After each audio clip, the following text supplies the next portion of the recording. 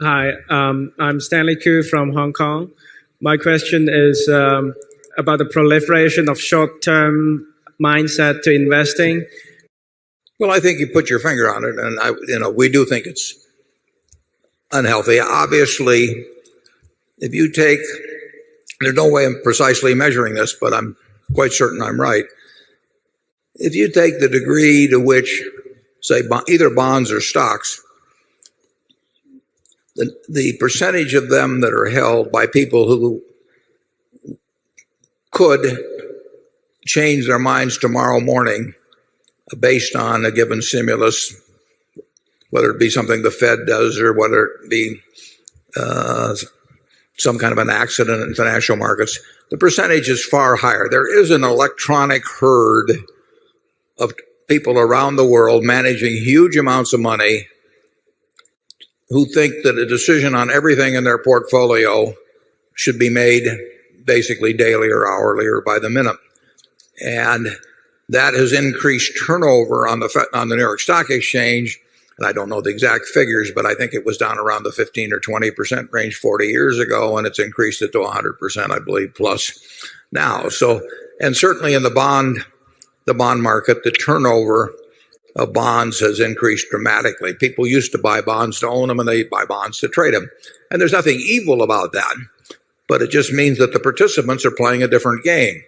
And that different game can have different consequences than in a buy and hold environment.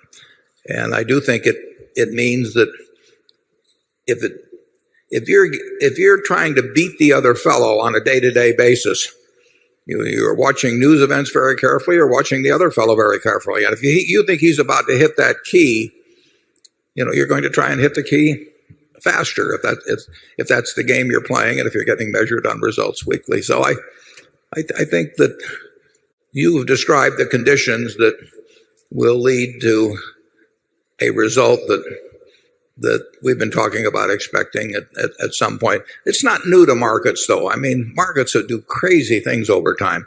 Every time when Charlie and I were at Solomon, they'd always talk to us about 5 sigma events or 6 sigma events. And that's fine if you're talking about flipping coins, but it doesn't mean anything when you get human behavior involved. And people do things and intelligent people do things, very intelligent, educated people do things that are totally irrational, and they do them en masse. And you saw it in 1998, you saw it in 2002, and you'll see it again, and you'll see it. It's more likely to happen when you have people trying to beat currency, bond, stock markets day by day. I think it's a fool's game, but it may be what's required to attract money. When I set up my partnership, I told the partners, you'll hear from me once a year. And I even thought in 1962, I put the partnerships together, and in May of 1962, the market got terrible. And I actually thought of sending all my partners a letter and then sending it down to Brazil to have it re-shipped back up just to sort of test them out, so how they felt about things. But I had a few with bad hearts. I decided it wasn't worthwhile. Charlie? Yeah, when people talk about sigmas in terms of disaster potentialities in markets, they're all crazy. They got the idea that bad results in markets would be predicted by Gaussian distributions. And the way they decided on that outcome was it made everything so easy to compute. They don't follow Gaussian distributions. You have to believe in the tooth fairy to believe that. And the disasters are bigger and more irritating than Gauss would have predicted. It was easier to teach as well. It was easier to teach, too. Yeah. I once asked this distinguished medical school professor why he was still doing an obsolete procedure, and he said it's so wonderful to teach.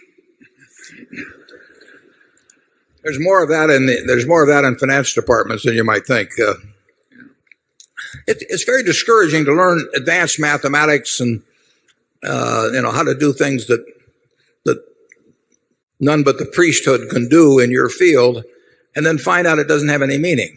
And what you do confronted with that knowledge after you've invested these years to get your PhD, and you've maybe written a textbook and a paper or two,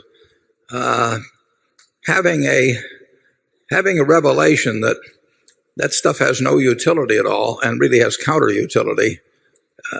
I'm not sure, too many people can handle it well. And I think they just generally keep on teaching. Number two.